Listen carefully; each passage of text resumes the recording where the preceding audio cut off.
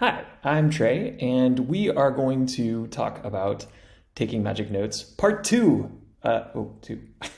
In this version of this presentation, I'm going to be talking about how to take notes in a physical notebook, like a pen and paper, taking sort of digital completely out of the context. I mentioned this in the original video where I talk about a particular piece of software and a digital way of taking notes as kind of an example of what you're sort of looking for from a software perspective. But the principles apply no matter what sort of system you're using.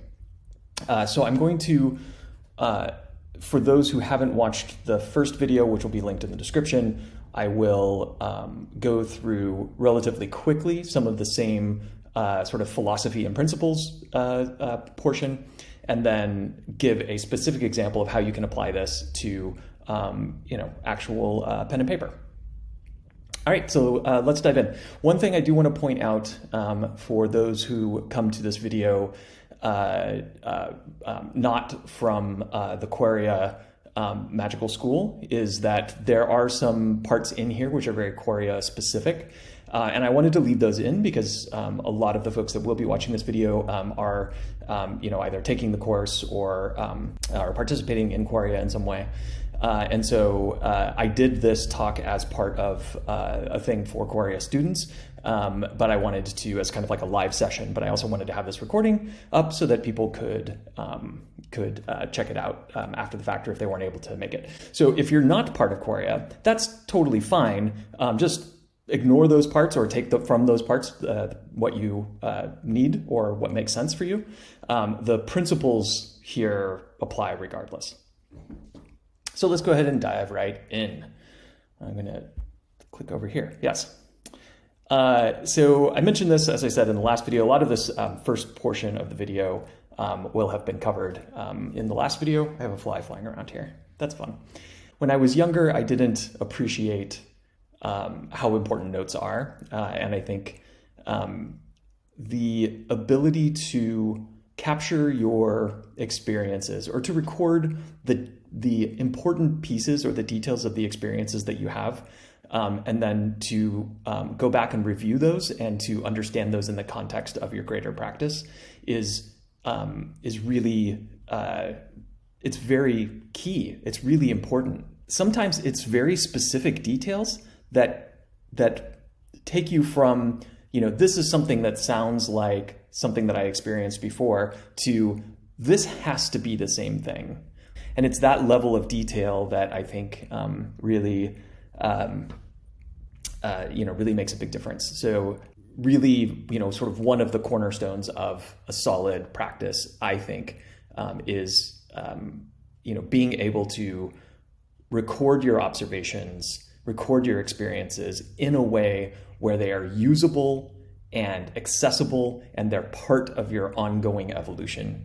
Like I said, connecting the dots is one of the really big pieces here. I'll give a little bit of an example of this in a second. If you don't learn the lesson the first time, then it's going to come up again. And maybe it's going to come up again a little bit more pointed, a little bit more spicy.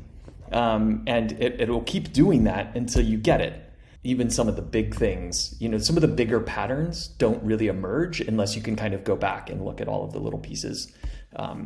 Over time, as you gain these experiences and you have this like good note-taking system that you've used for years and years, you now have this kind of foundation of knowledge that you can go back to, got a flying around still, that you can go back to and reference. And that has been, for me, even for, the period of time that I've been doing this for, it's already like hugely useful.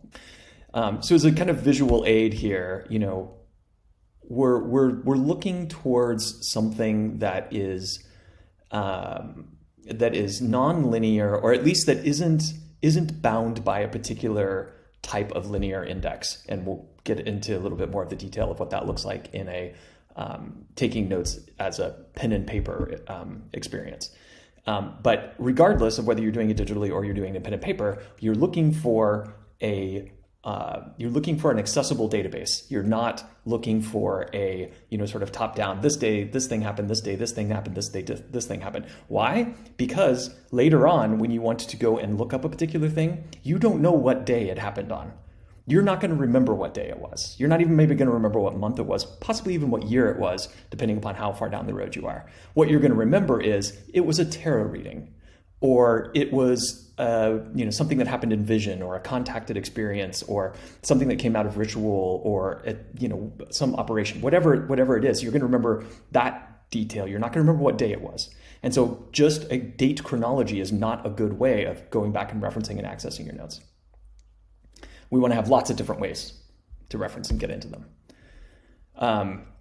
I talked about this in the last video again, but just to reiterate here, you want to be able to consolidate the details around a particular thing to something that relates to that thing, not spreading it out over a bunch of different things. So what do I mean by that? In the context of tarot, for example, right? Like you might have notes about a particular tarot card as you're, as that card comes up in readings, or as you're studying it, or whatever, you put all of your notes about that tarot card in that one space, not spread out across a bunch of readings. In particular readings, you could say, like, this is how this card showed up for me in this particular way, but, reference back to, this is where I keep my notes about this particular tarot card, which are all in one place. Now, when you want to go and look up, like, this card came up, what other ways does this card come up for me? You go to this one place and then it spreads out from there, right? So you can see how this web starts to build. It's not a chronological thing. It's not a, specifically indexed by this particular reading. This is what this card meant. This particular reading, this is what this card meant. How are you going to understand all of those things in a context? You need to have your notes about a single topic in a single place. That you have this, as I said, sort of nonlinear connections between topics. Like you want to be able to reference where you had your notes about, maybe this contacted being that came in through this reading, or showed up in this reading in some way, or something like that, right? That's just one example, but you can imagine how that could play out in a lot of different ways. The world, our experiences are messy. They're not linear. They're not tied to a particular context. The more you can make the shape of your database of experiences, your notes, map this kind of shape of the mess of everything that we're doing, I think the better it's going to be and the easier it's going to be to use and be accessible.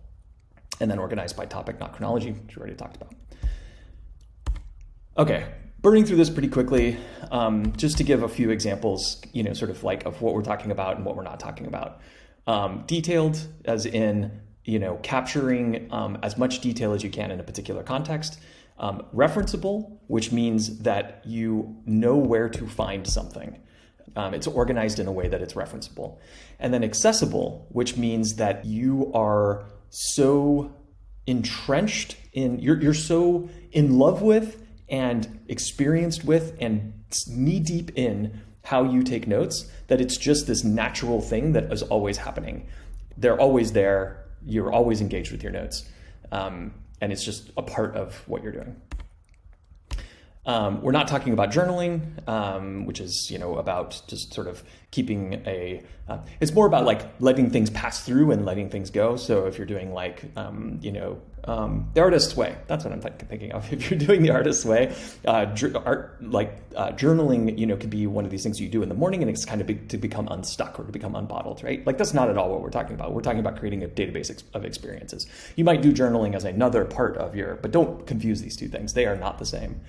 And don't use the same systems for both. It's obviously not diaries, which is very kind of similar to journaling, I think, in a lot of ways, but is more, sort of emotional context and all of these things. That might also be something that you do, but it's not, those aren't magical notes. That's not about referencing a database of experiences. And we're not specifically talking about something where, you're trying to outline things in such a way that you can get them into your brain so you can take a test later. That's also a different thing. You might do some of that as well, but again, not note taking as keeping a database of experience. I have harped on this many, many times with many, many people in videos, not in videos, whatever. The reason that I'm doing this video is because I want to give another example that's kind of completely different than the original example that we did, to show how these same principles apply in a different context. But the important thing is that you pick a system that makes sense for you. If you're really into fountain pens If that's the kind of stuff that you're into, awesome. Like, this is a system that you can use, or you can apply something like this to that, but do it, refine it, get better at it, get better at it, get better at it, and keep doing it and keep pushing it. And you'll just get it better and better and better over time. So that you are just, like I said, it's just another part of what you're doing. It's not a separate thing. It's not a burden. It's not a, okay, now I have to go and like put my notes in. It's just a part of what you do.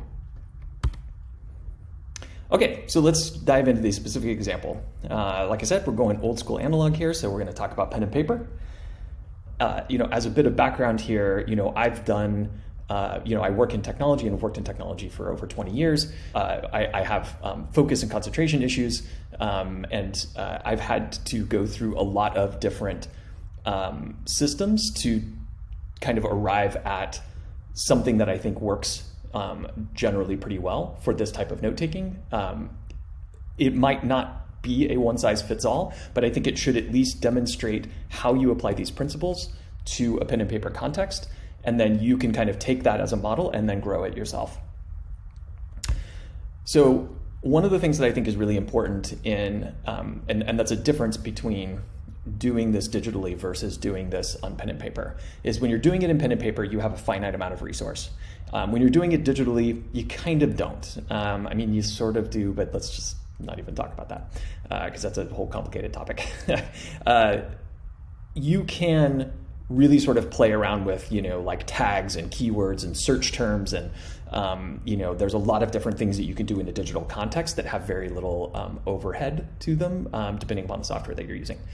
In a physical context, you really want to narrow that down. You don't want to have a whole bunch of different like crazy stuff going on. You want to make it very, very simple. You want to keep it very straightforward. And so I'm going to recommend that you have one level of hierarchy in how you're taking your notes. And I'm going to call those subject and topic. In a digital context, you might think of this as like if you're using something like Notability or something like that. You have sort of folders, and then within those folders, you have individual notes. And that's kind of like the only level of hierarchy that's provided. And it's actually really good, I think, to keep things simple at this level, because you can create a lot of complexity this way. And we'll talk about a little bit of like what that can look like. But you don't necessarily have to remember a lot of details. Now, maybe down the road, as you get better and better at things, you start adding little, you draw your own little emojis that kind of tag things in a particular way. There's a lot of different things that you can do, but it doesn't, to start out, just keep it as simple as possible. So I'm going to say subject and topic. A subject contains multiple topics. So what does this look like? Notes about tarot. We could have the subject of tarot, and then we could have the topics be the individual cards. But now let's look at this from another angle. We could also have tarot as the subject, and it has spreads as the individual topics. To keep it conceptual for the moment, you might have a notebook for a topic, and within that notebook, you might have a section for each spread, right? So these are both different things that you can do that are very accessible and very referenceable. You know where to go and put things, and they're adhering to this kind of like one-step organizational hierarchy, right? But there's kind of two different ways of looking at the same thing. If you were studying Quaria, you could think of this as well as, a subject being one of the modules in the curriculum and a topic being one of the lessons, right? So let's talk about how this actually plays out. What do I actually write down? Like, what is the stuff that I put on paper? You can organize your notes by saying, I have a notebook per subject. For example, the example that I give here is that like a module in Quaria, right? So I have one notebook per module, or the other example that I was giving, like one notebook for tarot cards and one notebook for tarot spreads, right? So subject equals notebook, like physical notebook. We'll talk a little bit more about what that could be, but let's just leave it there for now. On the first couple of pages, you are going to have what's called the index. Now, anybody who is familiar with something like maybe bullet journaling, this pattern might look sort of familiar, and it is, because this comes directly from bullet journaling. Okay, so this is my notebook, which is tarot readings that I've done, right? Like, where is a particular reading? Well, one of the things that you do is you have an index on the first 2 pages of your notebook, and you just title it index on the very top. And then as you're filling in that notebook, you say, like maybe you write down the question, like this, reading for blah, blah, blah, page 5, reading for XYZ, page 12, right? So now you have this index at the very beginning where you can just immediately go, you can say like, okay, this is where it is, flip over to that page, right? So obviously, in order for that to work, you need to number the remaining pages. Some notebooks come with numbered pages. Doesn't really matter if you want to number them. Number them yourself if you need to, or get a numbered one. But the point is that they have numbers, and you are able to, create an index that points to specific pages. One other thing to think about here is I have a tendency to want to, if I get a notebook, I want to start on the very first page.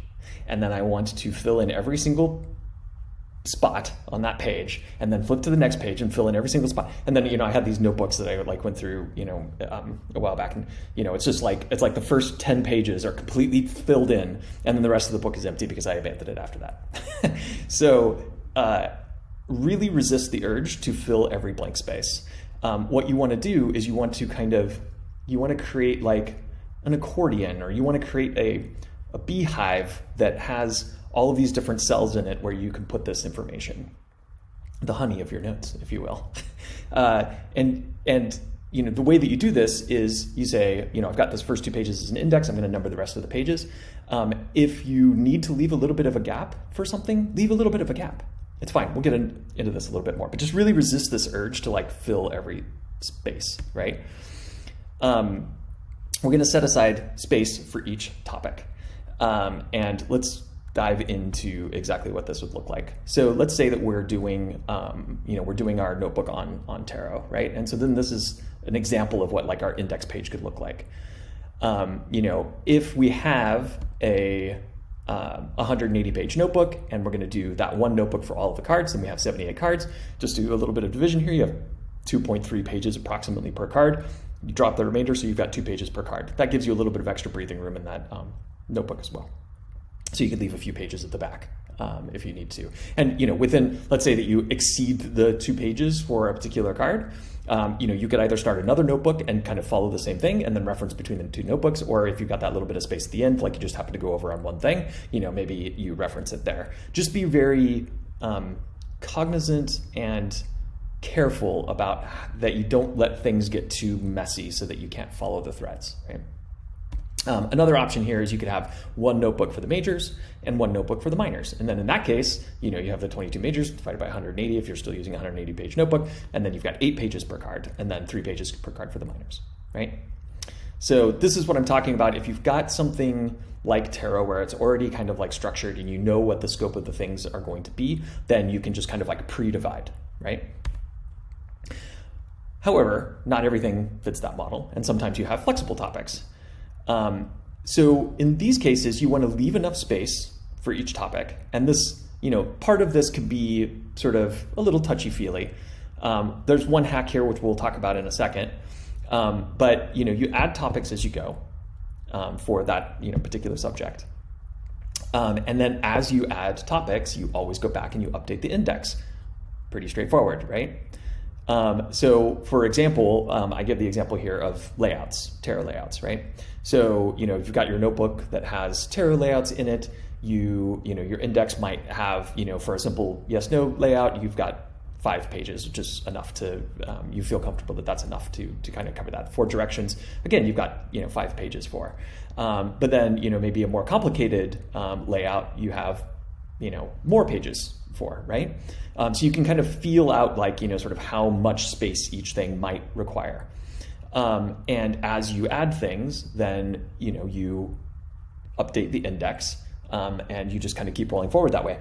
Because if you do this well, and you're consistent about your indexes, you're consistent about how you apportion your notes, right? Even if you have more binders of stuff, you have more notebooks on your shelf, but they're well indexed and you know where to go and find things and to go and update things, it will be so much more important and useful than shelves and shelves and shelves of notebooks that are chronologically ordered where you have no idea where anything is, right? So in the long run, you're going to take a lot less space by doing it this way. It seems a little counterintuitive, but trust. Okay, so a couple of tricks and tips here. Like one thing you're probably thinking already is, I kind of, in the pictures, I didn't really state this, but in the pictures I have these kind of spiral notebook examples, 180 page spiral notebook, whatever. You don't have to do that, right?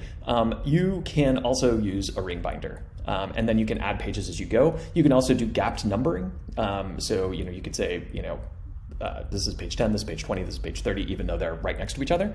And then that way you can add in pages so that you can say page 11, page 12, page 13, instead of saying page 10.8 or whatever, or 10.1. It doesn't really matter that much. It just kind of is, maybe might make it a little bit easier.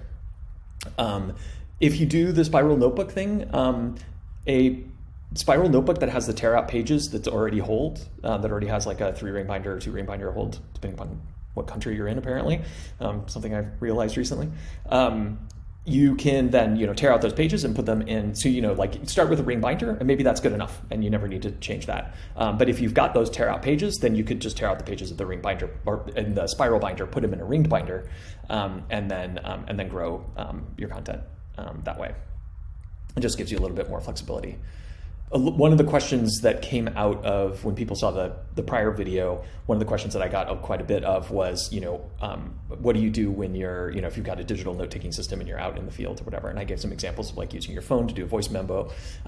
Just to put that in more context here, a small on-the-go pad is something that I know a lot of people do, and can work really well. I never was able to get this really to work for myself, and I tried multiple times. Like I got the whole space pen and like the little notepad, all that cool stuff, but it never really stuck with me as much. So this second one here, which is voice memo on the phone, this is a really good one. So if you're out, you're walking the dog, you're out in the park, and something happens, which once you open these doors, they do. Find a little quiet spot where people won't think you're crazy, and make a voice memo. And try to capture as much. It's the same principle, right? Just try to capture as much as you can. Now the trick here is that then later on, when you are at your note system, your physical note system, that you then are disciplined about taking that voice memo and turning it into a note. As I mentioned before, you can kind of reference between things. So, if you've got a particular, like you've got a notebook for readings, and then in one of those readings, you reference a particular card in the tarot, like you just say, like, the tarot notebook, page, whatever. Okay, so we are going to go into a little bit of Quaria specific stuff. So if you're not a Quaria student, that's fine. Listen anyway, there might be some good stuff in here for you. If you are a Quaria student, then this will be particularly noteworthy. So one of the big things is legibility. When I was first putting this presentation together, legibility didn't really pop into my head because, if it's not legible, then it doesn't really work for you either. But of course, some people have very difficult to read handwriting for anybody else, but it works for them, right? Generally speaking, that you're not writing for a broader audience, but you kind of are, because the audience is going to be you in the future, at the very least. And you in the future, you don't want to be in a situation where you can't read your own handwriting, right? So being diligent about, take a little bit of extra time and be careful with how you are writing your stuff down. It should be legible. It should be readable. If it's readable, it's going to be useful to you, and then it's also going to be useful for example, if you need to submit your notes.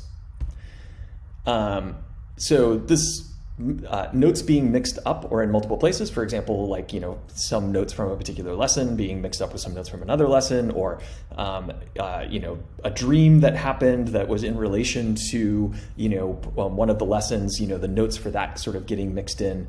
You don't want to be taking your notes about your dreams and putting them in, where you're keeping your lesson notes for a particular lesson, right? You're making it harder for you to find it later on.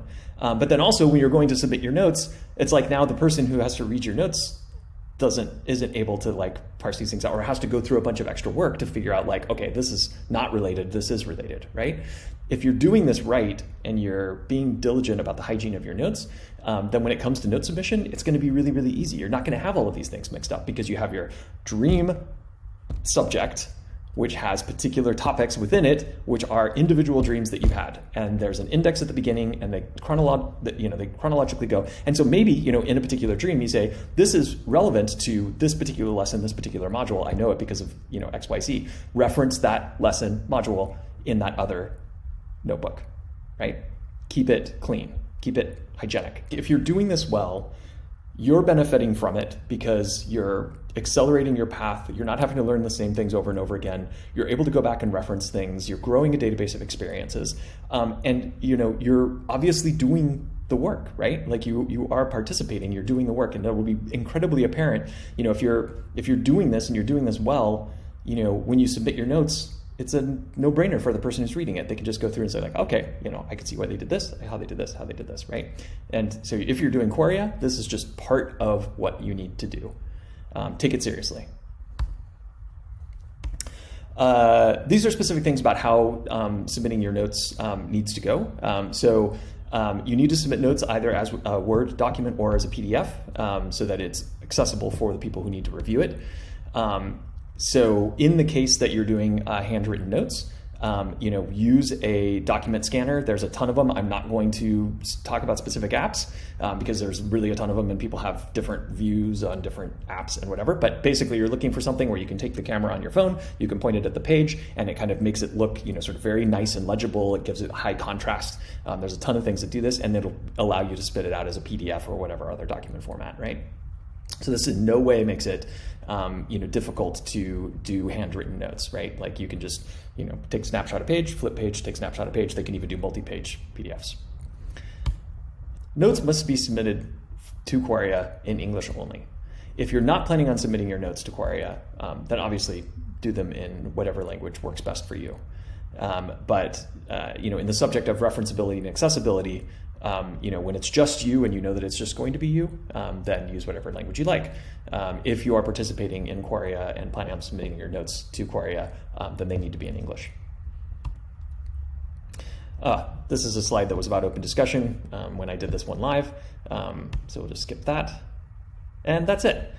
So thank you very much. I hope this was useful, and as always, feel free to either leave a comment on this video or to reach out to me directly. Be safe, take good notes, and I will talk to you next time. Bye.